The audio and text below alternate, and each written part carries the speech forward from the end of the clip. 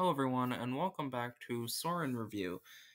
And today we're going to be reviewing the fifth race of the NASCAR season, the Atlanta Super Speedway. Well, if you want to call it a Super Speedway Cup Series race. I'm recording this about 10 minutes after its conclusion, and I have to say that this has easily been the most wild and craziest race. I would also say it has, in my opinion, the most mixed opinions.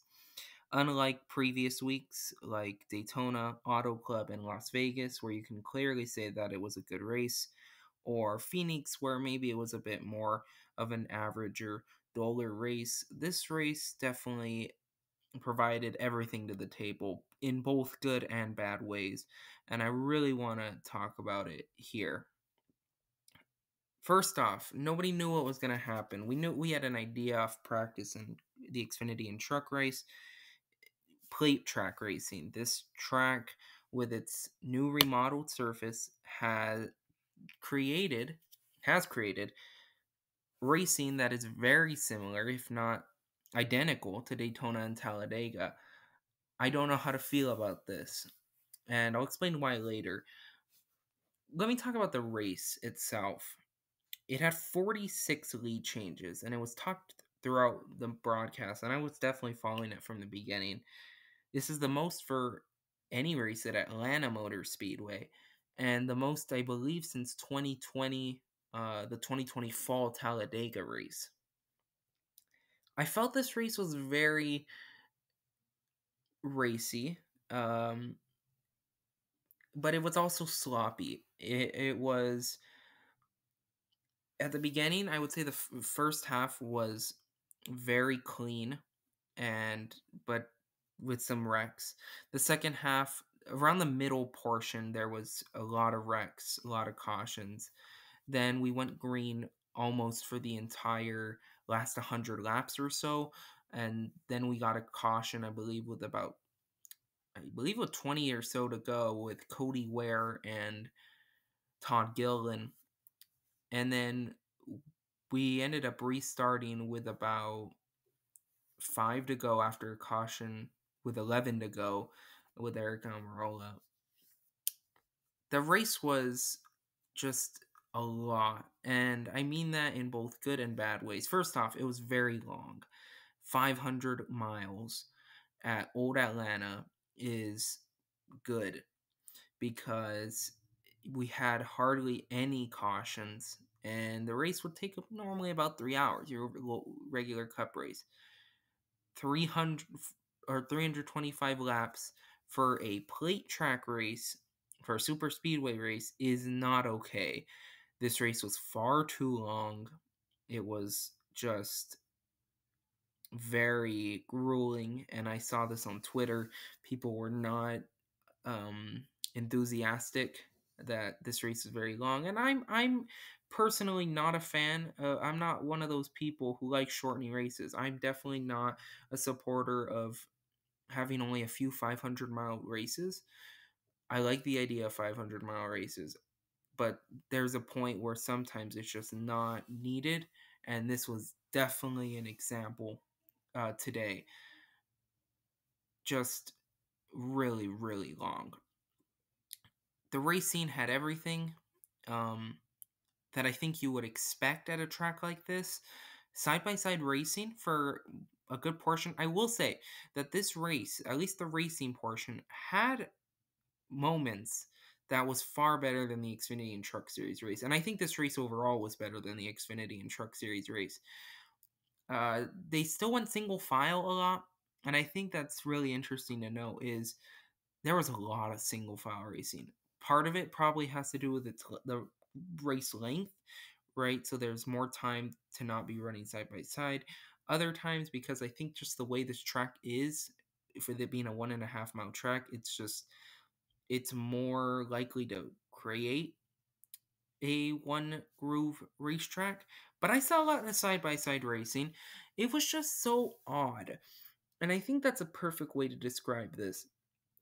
It felt just so odd. I don't know how to describe this race. It was exciting. I just don't know if Atlanta Super Speedway sits with me correctly. It's just odd. It's just really odd. I thought it was a good race overall. You'll see my ratings an 8 out of 10. I just I don't know how to feel about this race. It just really was a strange super speedway race. Let's go over the top 10, and then I want to bring up, just before we end it, an issue that I have a feeling may arise because of this race. Throughout the race, we had a lot of drivers up front. Like I said, 46 lead changes among 20 drivers. That's very crazy, in my opinion. Race results: William Byron, definitely, in my opinion, was one of the most dominant cars. He was up front for most of the day. He was the stage one winner. So, a great job from him to win this race. Ross Chastain was second. He was leading, I believe, until the about 10 to go in stage one, and he blew a tire. And I want to bring this up. Three drivers, three Chevrolet drivers, three non-Hendrick Motorsport Chevrolet drivers were running up front and blew a tire, a right rear tire. This was seen three separate times. It was Ross Chastain, he was leading, blew a tire. Ricky Stenhouse Jr. blew a tire. Tyler Reddick blew a tire. I don't know if that's concerning. I heard that it was camber issues. I also heard from William Byron's radio that it was something to do with that when you were out front, there was more right rear load on that tire. I'm not sure. Just wanted to mention that. Ross Chastain, though, recovers for a nice second. Kurt Busch was involved in the big one about midway through stage two, took out some guys. I believe actually the only car it actually took out of the race was Cole Custer, but it did damage a good number of cars. Tyler Reddick was one of them. Actually, if I'm thinking of the correct crash, that was what sparked the big one, along with other drivers. Daniel Suarez, top five. He was kind of all over the place today. Just really aggressive. Just not a great race from Daniel Suarez. Even though it's a top five, he just needs to clean it up, in my opinion. I don't know. He looked a bit off as for etiquette wise. Corey LaJoy, top five. That is his best finish of the year. Chase Elliott, Chris Buescher, Truex, Lano Bowman round at the top 10. Ryan Blaney and Chase Briscoe, I want to bring them both up. They did not finish in the top 10, but they were both up front. Same thing with Bubba Wallace, Justin Haley, Eric Almirola, all up front there at the end, but with the way, with people pushing and shoving, there was a last lap crash. It ended up shuffling out a ton of the guys up front. Christopher Bow also finished second, but he went below the double red and white line, in quotation marks, and ends up finishing 23rd, the last car on the lead lap. Lots of DNFs. You see Stenhouse and Cindric, I believe, were from when Stenhouse blew a tire. Denny Hamlin, Kyle Larson had their own incident early on to finish stage. Both stages finished under caution. I don't recall which caution it was for stage two. It might have been the Stenhouse caution. Stage one, though, ended because of Austin Dillon getting loose off the front bumper of Kyle Busch, and it collected Dillon, Kyle Busch, Ty Dillon. They all DNF. Noah Gragson wrecked on lap 20 something. Tough break for that team. Cody Ware had a hard hit in the backstretch wall.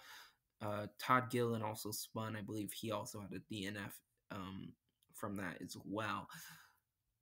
Ratings 8 out of 10. I just don't know how to feel about this race. I was going to give it a bit of a lower grade, but I thought that the racing itself, when not looking at anything else, was pretty good. I want to talk about something, though, that has been discussed on social media, and that's with a race like Atlanta performing as it did today, will SMI and NASCAR see this as an opportunity to turn 1.5 mile tracks into plate tracks? Personally, and I think I speak for almost everyone in the NASCAR community, no. I don't think we need more than four. In my opinion, I don't think we need more than four super speedway races. I feel we need two Daytona races and two Talladega races, and that's it. I mean, if we're gonna keep Atlanta like this, which we are, then I think we only need one Atlanta race, preferably in the fall, during the summer, kind of when there's that break between the Talladega April race and Daytona in August. I feel like if you included Atlanta under the lights, kind of around July 4th weekend, if anything, I think that could be something. But I don't think we need six. If they do keep Atlanta with two dates, that's fine. I guess six is all right.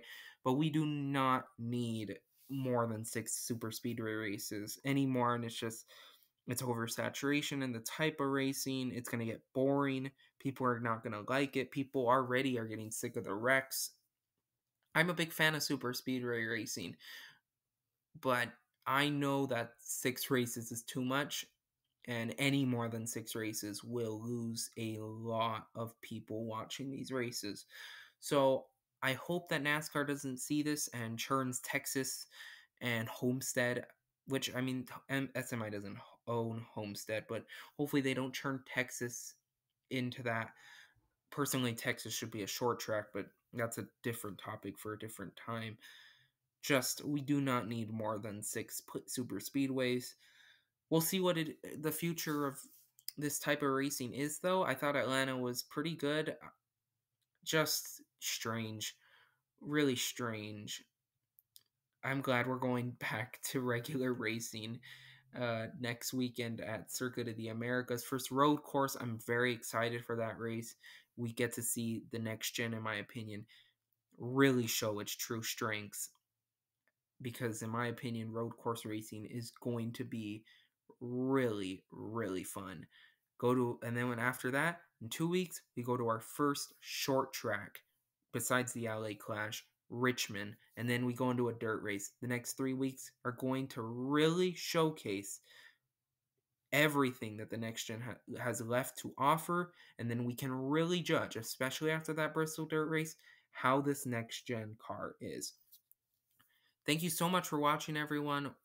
Remember to use code Soren72 to get free shipping on all orders, $20 or more when you use the code Soren72 at checkout on Circle B Diecast. For orders $20 or more, you get free shipping.